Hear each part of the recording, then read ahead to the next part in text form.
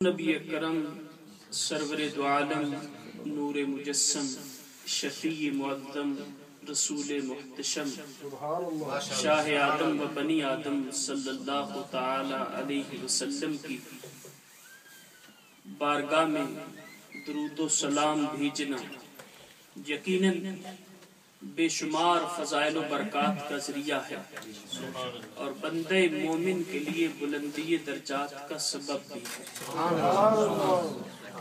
یوں تو بے شمار احادیث درود و سلام پڑھنے کے فضائل کے بارے میں وارد ہوئی اور درود و سلام جب بھی کوئی پڑھے اللہ کی بارگاہ میں مقبول ہی مقبول ہے۔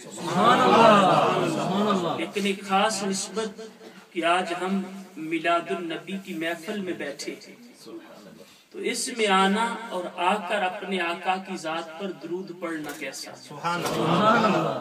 بر صغیر کی عظیم شخصیت محقق علی الاطلاق شیخ عبدالحق محدث دہلوی، اتنا بڑا نام کہ ہر کوئی ان کو جانتا ہے۔ کوئی بھی جو بھی مذہب سے تعلق رکھنے والا کچھ بھی اسٹڈی کرتا ہے اس کو پتہ ہے کہ کتنی بڑی ہستی ہے کہ جن کے بارے میں علماء نے لکھا کہ یہ حضوری بزرگ تھے، اور حضوری بزرگ اسے کہتے ہیں کہ اپنی زندگی میں جب چاہے آقا کی بارگاہ میں حاضر ہو جائے، جب چاہے۔ ہم میں سے کسی کو زیارت ہو جائے تو ہم سمجھتے ہیں اس کی زندگی کی یہ معراج ہے، تو وہ ہستی کا عالم کیا ہوگا کہ جب چاہے آقا کونین کی بارگاہ میں حاضر ہو جائے۔ تو ان کے بارے میں تو بالاتفاق لکھا علماء نے کہ یہ حضوری بزرگ تھے، شیخ محقق۔ یہ اپنی کتاب اخبار الاخیار میں لکھتے ہیں کہ مالک و مولا مجھ بندہ ناچیز کا کوئی عمل بھی ایسا نہیں جو تیری بارگاہ کے لائق ہو کہ تجھے پیش کر سکوں اور یہ سمجھوں کہ اس کے صدقے میری نجات ہو جائے گی۔ میرے پاس کوئی ایسا عمل نہیں ہے، یقیناً ان کی عاجزی تھی، کوئی ایسا عمل نہیں میرے پاس جو تیری بارگاہ کے لائق ہو اور میں سمجھوں کہ اس کے صدقے میری نجات ہو جائے گی۔ لیکن اے مالک و مولا مجھ ناچیز حقیر کا ایک عمل ایسا ہے جو تیری بارگاہ کے لائق ہے اور مجھے یقین ہے کہ میری بخشش کا ذریعہ بنے گا۔ اے مالک و مولا میرا وہ عمل یہ ہے کہ تیرے محبوب کی میلاد کی محفل میں آتا ہوں اور تیرے محبوب پر درود پڑھتا ہوں۔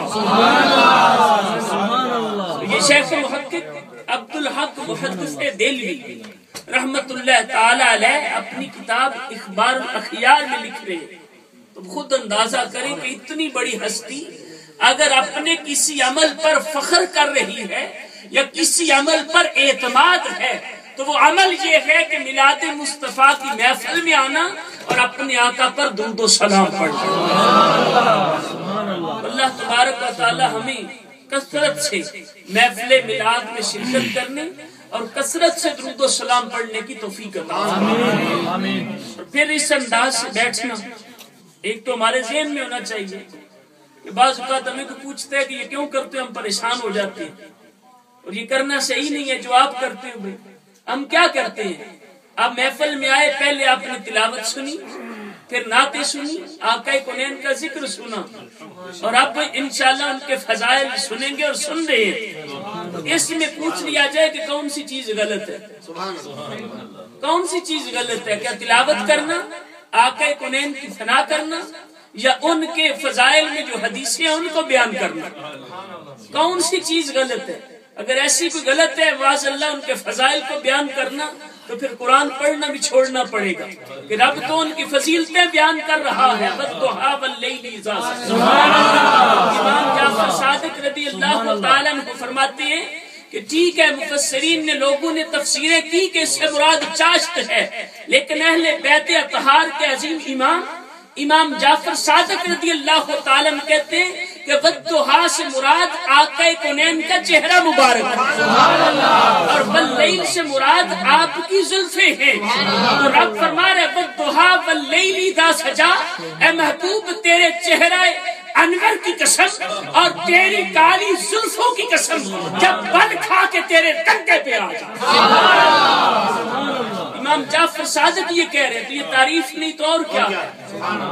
اور کہیں رب ان کے بولنے کی قسمیں اٹھا بیان کر رہا ہے، ان کے بولنے کی، کہیں ان کی عمر کی، یہ ساری قرآن میں ہے کہ ہے کلام الہی میں شمس الضحیٰ تیرے چہرہ نور فضا کی قسم، قسم شب تار میں راز یہ تھا کہ حبیب کی زلف دتا کی قسم۔ میرے امام تو کہتے ہیں کہ یہ سورہ شمس والضحیٰ یہ تو آقا کونین کی رب تعالیٰ قسمیں بیان کر رہا ہے، اور یہاں واللیل کہا وہاں مراد ہے کہ میرے محبوب تیری کالی زلفوں کی قسم، اور کہیں اس جگہ کی قسم جہاں میرے آقا صلی اللہ علیہ وسلم کے قدم مبارک لگے تو رب تعالیٰ اس طرح بیان فرماتا ہے لا اقسم بہذا البلد وانت حل بہذا البلد، کہ محبوب میں اس شہر کی قسم بیان نہیں کروں گا وانت حل بہذا البلد جب تو یہاں سے چلا جائے۔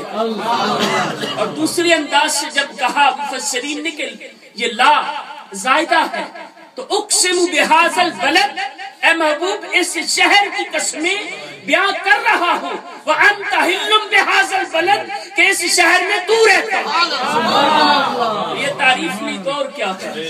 لا اقسم بہذا البلد ہے تیری محبت، ورنہ خدا بیان کرتا نہیں شہروں کی قسم، وہ تو مالک ہے خالق ہے، اسے کیا عادت ہے۔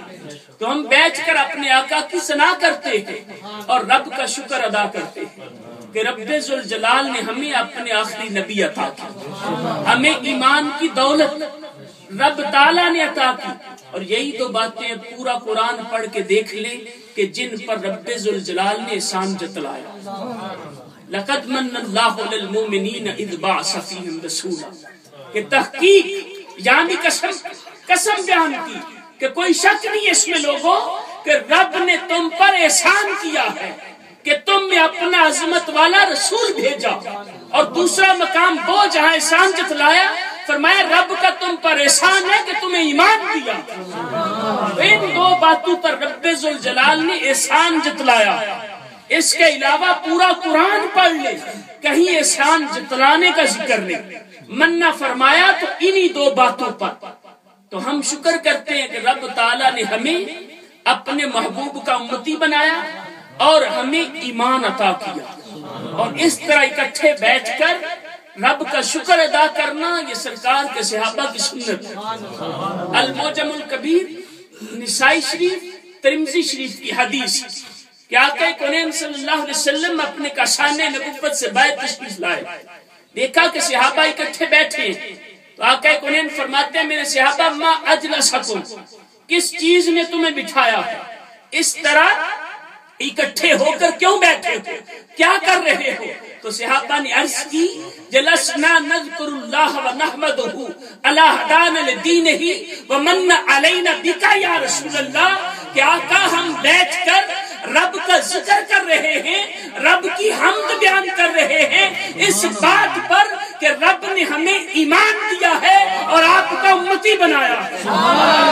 نبی اکرم صلی اللہ علیہ وسلم نے یہ سن کر یہ نہیں فرمایا اے صحابہ ایسے نہ بیٹھا کرو، اس طرح محفل نہ سجایا کرو، یہ غلط، ایسا نہیں فرمایا، بلکہ فرمایا میرے صحابہ مجھے تو جبریل نے بتا دیا کر کہ جو کچھ تم کر رہے ہو رب ذوالجلال فرشتوں کے سامنے تمہارے اس عمل پر فخر کر رہا ہے۔ ایسی محفل پر تو رب فخر فرماتا ہے، فرشتوں کے سامنے فخر کرتے ہیں لوگ، اے فرشتوں دیکھو کہ ان لوگوں کو اپنے محبوب کا امتی بنایا تو آج بیٹھ کر میرا شکر ادا کر رہی ہے۔ الحمدللہ یہ وہ عمل ہے، اتنا عظیم عمل ہے کہ جس پر رب فخر فرماتا ہے۔ یقیناً نبی اکرم صلی اللہ علیہ وسلم کو رب نے شان عطا کی اور ساتھ خود ہی وَرَفَعْنَا لَكَ ذِكْرَكَ کا صحرا بھی عطا کر دیا۔ اب ذکر تو ہوتا رہے گا جب رب نے بلند کیا ہے، اور فرمایا تیری خاطر بلند کیا، کسی کا احسان نہیں، کسی کی وجہ سے نہیں، جو کچھ بھی محبوب تمہیں دیا تیرا ذکر بھی بلند کیا تو تیری خاطر کیا۔ اسی لیے شان نے بھی ایسی عطا کی کہ جو سنتا ہے پھر ساری زندگی ذکر کرتا ہی رہتا ہے۔ الحمدللہ ہمارے آقا صلی اللہ علیہ وسلم کو رب نے ایسی شان عطا کہ جب آپ کی ولادت ہوئی، اور یہ ذہن میں رہے کہ ہم جو آقا کونین صلی اللہ علیہ وسلم کا میلاد مناتے ہیں تو یہ وہ کہ جو آپ کی بشری انداز سے ولادت ہے، ورنہ ہمارے آقا کی تخلیق تو اس وقت کی ہے جب ابھی یہ ساری انسانیت کے باپ بھی نہیں بنے تھے۔ خود صحابی نے پوچھا نا یا رسول اللہ آپ کو کب نبوت ملی، کب نبوت ملی آپ کو؟ فرمایا آدم علیہ السلام ابھی مٹی اور پانی کے درمیان تھے، کہیں کار روح اور جسم کے درمیان تھے، میں تو اس وقت بھی نبی تھا۔ ابھی تو بشر کے باپ نہیں پیدا ہوئے اور ہمارے آقا اس وقت بھی نبی ہیں۔ تو تخلیق کب سے خدا ہی جانے، اور یہ بشری انداز سے ولادت 12 ربیع النور شریف کو ہوئی۔ تو امام اہل سنت مجدد دین و ملت الشاہ امام احمد رضا خان نے فتاوی رضویہ میں آقا کونین صلی اللہ علیہ وسلم کی یہ 3 حیثیتیں نقل فرمائی ہیں۔ فرمایا آپ ولادت کے اعتبار سے بشر ہیں، تخلیق کے اعتبار سے نور۔ عرض کی نا یا رسول اللہ کہ اللہ تبارک و تعالی نے سب سے پہلی چیز کیا بنائی؟ فرمایا اول ما خلق اللہ نور من نورہ۔ میرے صحابی سب سے پہلے رب ذوالجلال نے اپنے نور سے میرے نور کو بنایا۔ تو تخلیق کے اعتبار سے نور، اور تیسری حیثیت کہ آقا کونین کی حقیقت کیا ہے، وہ خدا کی جانے کیا ہے، کوئی نہیں جان سکا دنیا میں، نہ کسی نے اس بات کا دعویٰ کیا کہ میں حقیقت محمدی کو جانتا ہوں، کوئی نہیں جانتا، خدا ہی جانتا ہے ان کی حقیقت کیا۔ تو یہ بشری انداز سے ولادت، اسی کا ہم جب ذکر کرتے ہیں اسی کو میلاد کہتے ہیں۔ میلاد کے معنی برتھ ہے، ولادت ہے۔ تو میلاد النبی، نبی اکرم صلی اللہ علیہ وسلم کی ولادت کا ذکر، جشن کے معنی خوشی کے ہوتے ہیں کہ نبی اکرم صلی اللہ علیہ وسلم کی ولادت کی خوشی کرتے ہیں ہم۔ تو آپ صلی اللہ علیہ وسلم کی جب ولادت ہوئی اس وقت بھی رب ذوالجلال نے جو آپ کو شان عطا کی ہے کسی اور کو نہیں ملی ولادت کے وقت۔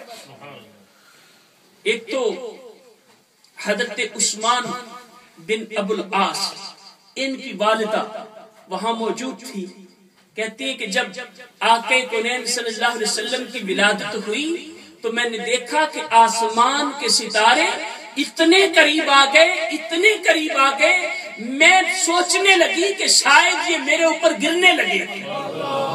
یعنی آج تو ہم یہ برقی کمکمے لگاتے ہیں، یہ لائٹنگ کی ہے، تو اس وقت رب ذوالجلال نے ستاروں سے لائٹنگ کی تھی جب آقا کونین صلی اللہ علیہ وسلم کی ولادت ہونے لگی تھی۔ اور پھر امام احمد قسطلانی نے مواہب الدنیا میں لکھا کہ جب آپ کی ولادت ہوئی تو حضرت ام ایمن رضی اللہ تعالی عنہا پاس تھی۔ وہ کہتے ہیں کہ میں نے دیکھا نبی اکرم صلی اللہ علیہ وسلم کو کہ نبی اکرم صلی اللہ تعالی علیہ وسلم مکحولا مغسولا مختونا مسرورا، کہ جب بچے پیدا ہوتے ہیں نا، بیٹے کی ولادت ہو تو جو پاس ہوتی ہیں عورتیں خواہش ہوتی ہے کہ اب اس کو جلدی جلدی ایک تو صاف کیا جائے اور پھر سرما وغیرہ ڈالا جائے۔ کہتی جب ہم نے یہ ارادہ کیا تو دیکھا آقا کونین کی آنکھوں میں پہلے سرما لگا ہوا، جب یہ دیکھا صاف کیا جائے تو آقا کونین تو غسل کر کے آئے تھے، مغسولن تھے، اور پھر دیکھا تو مسرور، کیا مسرور، سرہ کہتے ہیں ناف کو، بیلی بٹن ناف کو کہتے ہیں۔ تو آپ صلی اللہ علیہ وسلم ناف بریدہ تھے، ناف کٹی ہوئی تھی، اور یہ آپ کسی ڈاکٹر سے پوچھیں، کسی حکیم سے پوچھیں، کسی میڈ وائف یا دائی سے پوچھیں، اور یہ قاعدہ ہے کہ جب بھی بچہ پیدا ہوتا ہے اس کی یہ ناف ہوتی ہے، وہ انتڑی ہوتی ہے۔ اس کی وجہ یہ ہے کہ جب بچہ ماں کے پیٹ میں 4 ماہ کا ہو جاتا ہے، اس کا وہ حمل عورت کا 4 ماہ تک پہنچتا ہے، پھر اس کے اندر روح ڈالی جاتی ہے، وہ جو گوشت کا لوتھڑا ہوتا ہے، اس وقت سے بچے کی خوراک کا انتظام ہوتا ہے، اور وہ جو عورتوں کو ان کا اسر لاحق ہوتا ہے ہر مہینے، وہ اس بچے کی غذا بنتا ہے۔ اب اگر کسی شخص کو اپنے اوپر غرور آئے نا تو تو وہ یہ سوچ لے کہ 5 مہینے ماں کے پیٹ میں غذا کیا تھی اس نے. تو تکبر کس بات کا، غرور کس بات کا، حیثیت کیا ہے؟ تو ہر بچے کی غذا 5 ماہ وہ بلیڈنگ بنتی ہے ماں کے پیٹ میں. تو اگر وہ ناف بریدہ ہو تو گویا 5 ماہ اسے خوراک نہیں ملی، اس لیے ایسا بچہ زندہ نہیں رہ سکتا.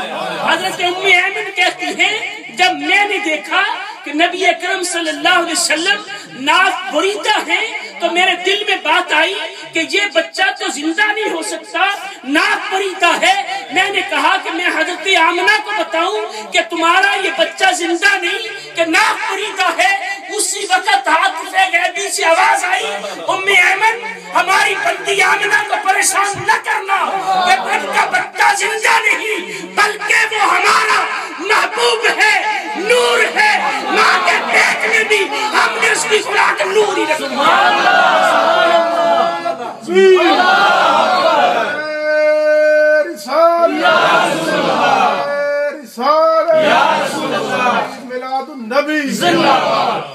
نبی اکرم صلی اللہ علیہ وسلم مسرور ناف بریدہ تھے کہ ماں کے رحم میں بھی خوراک نور کی تھی. وہ خود نور تھے، خوراک بھی نور کی رب نے رکھی، سب سے نرالی شان عطا کی. پھر کہتی ہے دیکھا مختون بھی ہے، ختنہ شدہ، جس کو آپ کہتے ہیں مسلمانی کروانی، تو ختنہ شدہ تھے. تو دلائل النبوہ میں لکھا اور مواہب الدنیا میں تو آقا کونین کا قول لکھا ہے کہ میرا ستر اس وقت بھی کسی نے نہیں دیکھا. تو رب ذوالجلال نے اہتمام فرما دیا کہ جب آپ کی ولادت ہوئی، چونکہ لوگوں میں معاشرے میں رسم ہوتی ہے کہ جب بچے کا ختنہ کرتے ہیں رشتہ دار آ جاتے ہیں، برادری والے آ جاتے ہیں، دوست احباب آ جاتے ہیں، تو کہیں ایسا نہ ہو. رب کے محبوب حیا والے تھے. دلائل النبوہ میں لکھا کہ رب ذوالجلال نے جبریل کو حکم دیا، اے جبریل جا کہ اس چیز کا اہتمام سوچنے سے پہلے تو میرے محبوب کو اٹھا کسی حریم میں لے جا اور خود ختنہ کر کے آ. ہمارے ختنے، انسانوں کے ختنے تو کوئی نائی کرتا ہے، ڈاکٹر کرتا ہے، کوئی طبیب کرتا ہے، اور آقا کونین کا ختنہ بھی جبریل نے کیا. یہ شان کریمی رب ذوالجلال نے ہمارے آقا کو عطا کی کہ آپ کا ختنہ بھی جبریل امین نے کیا. اور آپ ولادت کے وقت ہی کس قدر حسن و جمال تھا، کس قدر. جب اسی دن ایک معجزہ یہ بھی تھا کہ جتنے بچے مکہ میں پیدا ہوئے سارے بیٹے تھے. دائیاں گاؤں سے آتی تھی، اس وقت کا یہ رواج تھا کہ بچے پیدا ہوتے تو مڈ وائف کے طور پر گاؤں کے ایریا سے عورتیں آتی، لے جاتی، بچوں کی پرورش کرتی. ایک تو کھلی فضا میں ان کی پرورش اچھی ہوتی، پھر دوسرے وہ فصیح اللسان بنتے بچے. تو اس لیے وہاں یہ رواج تھا. دائیاں لینے کے لیے آئیں، بچے لے کے چلی گئی 7 دائیاں. حلیمہ سعدیہ کہتی ہے 7 دائیاں رہ گئی. ہمیں پتا چلا عصر کے وقت کہ عبد المطلب کے گھر پوتا پیدا ہوا. ہم ساتھوں آئیں، آ کر سب نے کوشش کی تو آپ صلی اللہ علیہ وسلم نے کسی کو قبول نہیں کیا. ہر دائی نے کوشش کی میں دودھ پلاؤں، میں دودھ پلاؤں، آقا کونین نے کسی کو قبول نہیں کیا. پھر کہتی ہے میں آگے ہوئی. جب میں نے نبی اکرم صلی اللہ علیہ وسلم کا چہرہ دیکھا میرے ہوش اڑ گئے، حواس باختہ ہو گئی. مجھے سمجھ نہیں آ رہے ایسے انوار و جمال اس بچے کے چہرے انور پر. کتنی دیر تو مجھے ہوش نہیں آئی. پھر جا کے جب میرے حواس درست ہوئے میں نے نبی اکرم صلی اللہ علیہ وسلم کو اٹھا کر سامنے کیا. آقا کونین آنکھیں بند تھی، آرام فرما رہے تھے. جب میں نے سامنے کیا آنکھیں کھول دی اور مسکرانا شروع کر دیا. اور اس مقام پر حضرت حلیمہ سعدیہ رضی اللہ تعالی عنہا کہنے لگی کہ اتنا حسین بچہ خدا کی قسم آج تک میں نے نہیں دیکھا. حضرت آمنہ رضی اللہ تعالی عنہا پاس تھی، کہنے لگی حلیمہ تو نے دیکھا ہی کیا ہے، تو گاؤں سے آئی ہے، میں مکہ شہر میں رہتی ہوں، اتنا حسین بچہ نہیں دیکھا. حضرت عبد المطلب رضی اللہ تعالی عنہ پاس تھے، کہتے ہیں بیٹی آمنہ تم نے کیا دیکھا ہے؟ میں نے روم کو دیکھا، عرب کو دیکھا، فارس کو دیکھا، ان کے شہروں کو دیکھا، میں نے اتنا حسین بچہ نہیں دیکھا۔ میرا ذوق وجدان کہتا ہے جبریل آئے ہوں گے، کہا ہوگا اے عبد المطلب تم نے کیا دیکھا؟ میں نے سدرۃ المنتہا سے لے کر تحت الثری تک 14 طبق دیکھے، اتنا حسین بچہ نہیں دیکھا۔ تو رب نے فرمایا ہوگا اے جبریل تو دیکھتا کیسے؟ میں نے کوئی دوسرا ایسا بنایا یقیناً رب ذوالجلال نے ہمارے آقا کو ایسا بنایا کہ ان کی طرح کا کوئی دوسرا بنائے نہیں۔ حضرت حلیمہ سعدیہ رضی اللہ تعالی عنہا کہتی ہے آقا کونین صلی اللہ علیہ وسلم کو میں نے لیا، آپ کے دادا سے بات کی کہ میں ان کی پرورش کروں گی، تو انہوں نے کہا پہلے بتاؤ تمہارے قبیلے کا کیا نام ہے؟ میں نے کہا بنو سعد۔ کس سال سے؟ آل غیب سے۔ نام کیا ہے؟ حلیمہ۔ کہنے لگے 3 دن سے یہی خواب میں بتایا جا رہا ہے، اس خاندان کی اسلام کی عورت کے حوالے اپنے پوتے کو کرنا لے جو کہ تمہارے نصیب میں ہے۔ کہتی ہے دل میں خیال آیا کہ کعبہ سے ہوتی چلی جاؤں۔ خانہ کعبہ میں پہنچی، جتنے بت تھے سارے جھک گئے، اور جب میں حجر اسود کو بوسہ دینے کے لیے قریب ہوئی، ساری کائنات، سارے مومنین جب اس گھر میں جاتے ہیں جھک کر حجر اسود کو بوسے دیتے ہیں۔ ثناء اللہ پانی پتی تفسیر مزری میں لکھتے ہیں کہ جب حلیمہ سعدیہ رضی اللہ تعالی عنہا آقا کونین صلی اللہ علیہ وسلم کو اٹھائے ہوئے حجر اسود کے قریب ہوئی، چومنے کا ارادہ کیا تھا، حجر اسود اپنی جگہ سے باہر نکل آیا، آقا کونین کو چومنا شروع کر دیا۔ یا رسول اللہ، سردار کی آمد، بلٹھار کی آمد، دلدار کی آمد، آقا کی آمد، پیارے کی آمد، سوڑے کی آمد، سرکار کی آمد۔ حجر اسود نے ہمارے آقا صلی اللہ علیہ وسلم کے بوسے لینے شروع کر دی۔ حجر اسود بھی ہمارے آقا کو پہچانتا تھا، اور یہ وہی ہے جو ترمذی شریف کی حدیث پاک ہے، آقا کونین صلی اللہ علیہ وسلم فرماتے ہیں کہ میں اس پتھر کو جانتا ہوں جو اعلان نبوت سے پہلے مجھ پر سلام پڑھتا تھا۔ تو علماء نے لکھا کہ وہ پتھر حجر اسود ہی تھا، کہ اس وقت بھی آقا کونین صلی اللہ تعالی علیہ وسلم پر درود پڑھتا تھا۔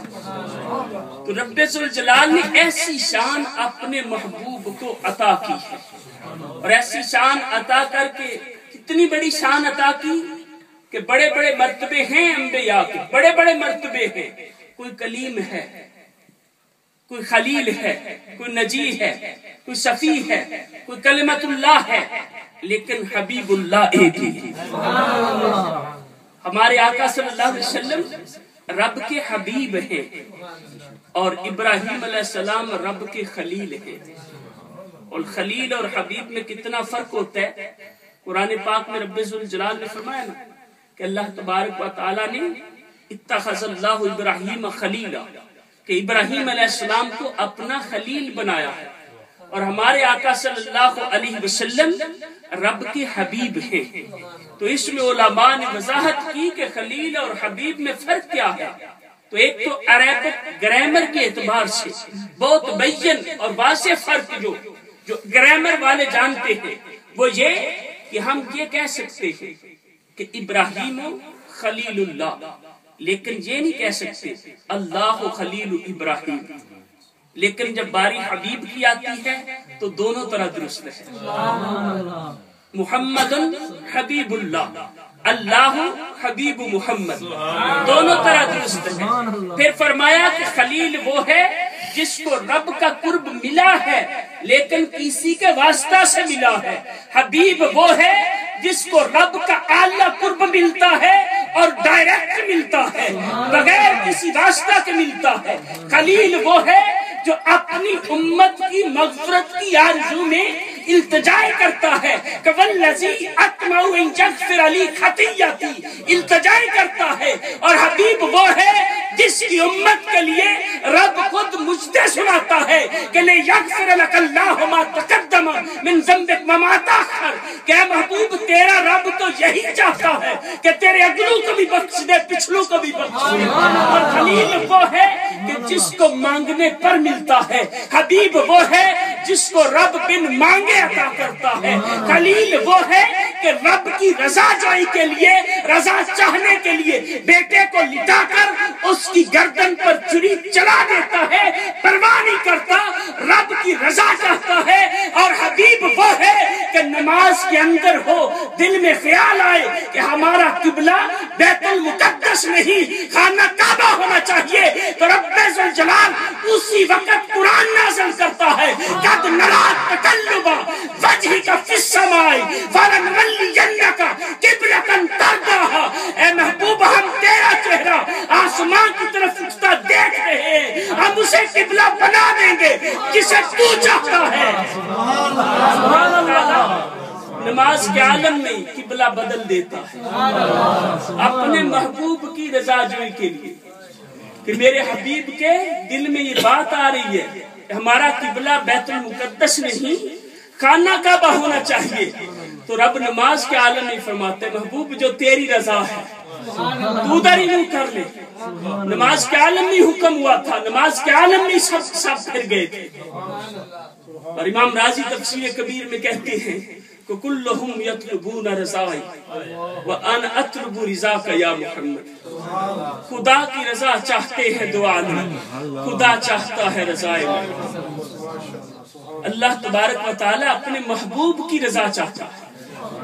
وَلَسَوْفَ يُعْطِيكَ رَبُّكَ فَتَرْضَىٰ، محبوب ان قریب تجھے اتنا عطا کریں گے کہ تو راضی ہو جائے۔ صحابہ کہتے ہیں شاید کہ جتنی خوشی ہمیں ہوئی نا، شاید کوئی شخص اس کا اندازہ کر سکے، کیونکہ ہم نے پوچھا یا رسول اللہ آپ کب راضی ہوں؟ فرمایا جب تک میرا ایک امتی بھی جنت سے باہر ہوگا میں راضی نہیں ہوں۔ تو ایسے کریم آقا کا میلاد ہے، ان کی ولادت کا مہینہ ہے، تو پھر ہمیں کیسے منانا چاہیے؟ ایسی خوشی، ایسا انداز اپنانا چاہیے کہ شیطان اپنا سر پیٹتا رہے۔ تو اللہ تبارک و تعالی ہمیں نبی اکرم صلی اللہ علیہ وسلم کی شان و عظمت سمجھنے کی توفیق عطا فرمائے، اور یہ مہینہ ادب و احترام کے ساتھ شرعی تقاضوں کے مطابق ہمیں نبی اکرم صلی اللہ علیہ وسلم کا میلاد مناتے ہوئے گزارنے کی توفیق عطا فرمائے۔